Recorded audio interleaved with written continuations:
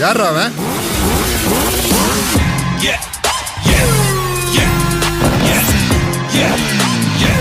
தெரிஞ்ச எதிரியோட தெரியாத எதிரிக்கு தான் அல்லு அதிகமா இருக்கணும்.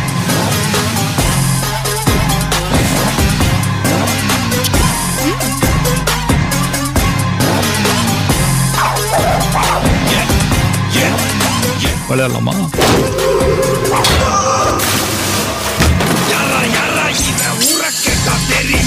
இன்னைக்கு நிறைய பேர்கிட்ட இல்லாத ஒரு கெட்ட பழக்கம் என்கிட்ட இருக்குது.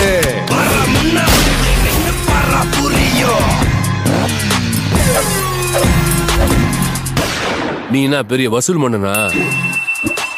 தெரியல, அப்படிதான் பேசிக்கிறாங்க.